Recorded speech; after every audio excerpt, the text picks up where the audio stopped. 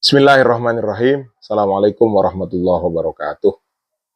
Bertemu kembali dengan kami, Tito Hadisanto, mahasiswa Magister Pendidikan Dasar Universitas Terbuka, yang kali ini akan membawakan diskusi ke-10, studi komparasi pendidikan dasar di berbagai negara, yang kali ini mengambil tema komparasi struktur kurikulum pendidikan dasar. Terima kasih atas atensinya dan mohon maaf apabila ada kekurangan. Mari kita mulai. Pada diskusi yang ke-10 ini, kita akan membandingkan struktur kurikulum yang pertama antara Indonesia dengan Finlandia, kemudian dengan Jepang dan Korea Selatan. Yang pertama adalah pendekatan sistem pendidikan, di mana sistem ini berkaitan dengan input, proses, dan output. Kemudian kurikulum juga dipengaruhi oleh subsistem sosial, subsistem budaya, dan juga ekonomi. Nah, fokus kajian kita pada kali ini adalah struktur kurikulum pendidikan dasar, di mana di situ termasuk jenjang, muatannya, beban belajar, dan penilaian.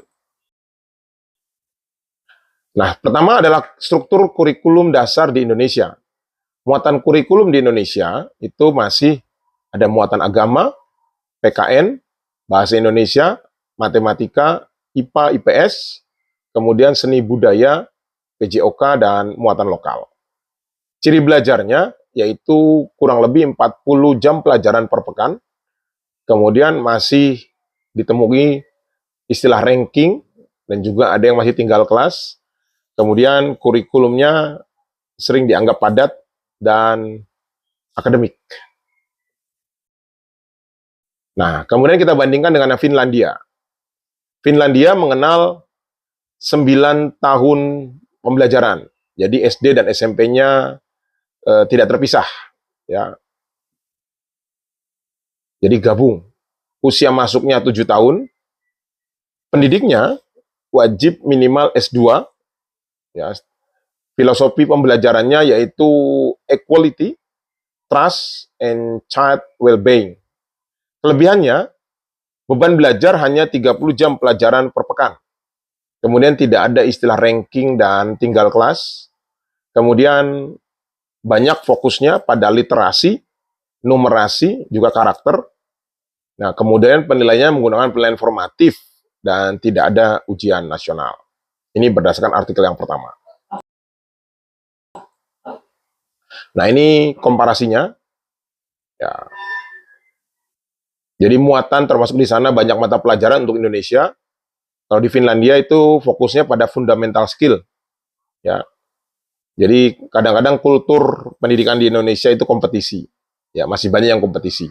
Sedangkan di Finlandia adalah equality and trust. Ya.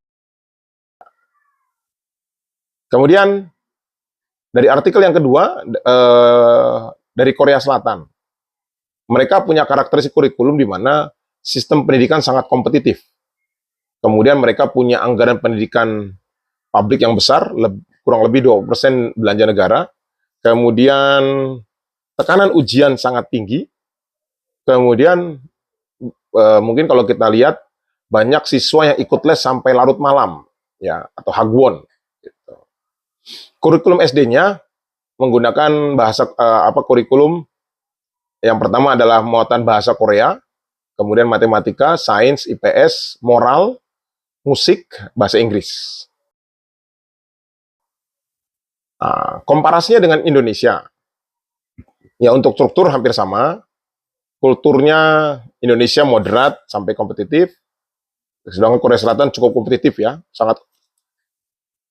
Hari belajarnya untuk beberapa sekolah seperti SDIT itu full day, ya, sedangkan Korea Selatan tuh hari belajarnya panjang, ya, sampai malam gitu kadang-kadang untuk tambahan les. Untuk fokus kurikulumnya untuk SDIT itu nasional, ada agama, jadi, tapi secara umum nasional. Kemudian Korea Selatan pada akademik dan bahasa. Ya, kalau di Indonesia tantangannya itu beban belajar dan banyak mata pelajaran. Sedangkan di Korea itu ya tekanan ujian yang cukup ekstrim. Kemudian dari artikel 2 juga kita mempelajari tentang Jepang. Ini hari belajarnya lumayan panjang, ya. 240 hari per tahun. Namun mereka punya kultur, disiplin, dan etos kerja keras. Kemudian ada keterlibatan orang tua tinggi. Ini di sekolah-sekolah ada PTA, Parent Teacher Association. Ya. Kemudian mereka punya media yang dijadikan sarana membangun budaya belajar. Kemudian kurikulum ini ditentukan langsung oleh pemerintah. Jadi punya nasional kurikulum. Ya. Nah, ini perbandingannya antara negara kita Indonesia dengan Jepang. Strukturnya sama, hari sekolahnya mereka lebih banyak. Nilai intinya kita di karakter Pancasila, sedangkan mereka di disiplin dan kemandirian. Kemudian dalam implementasi kita cukup variatif dan Jepang sangat konsisten. Ya. Kolaborasi orang tua untuk Indonesia dianggap cukup, ya. Sedangkan di Jepang ini sungguh tinggi ya, dan ada sistem yang berjalan di sana. Nah, kesimpulannya, struktur kurikulum Indonesia masih padat dan kompetitif. Sementara negara maju seperti Finlandia lebih menekankan keseimbangan dan fokus. Jepang kuat pada disiplin dan budaya belajar. Dan Korea pada kompetisi dan prestasi. Mungkin itu yang dapat kami sampaikan pada diskusi yang ke-10 ini. Terima kasih, mohon maaf. Assalamualaikum warahmatullahi wabarakatuh.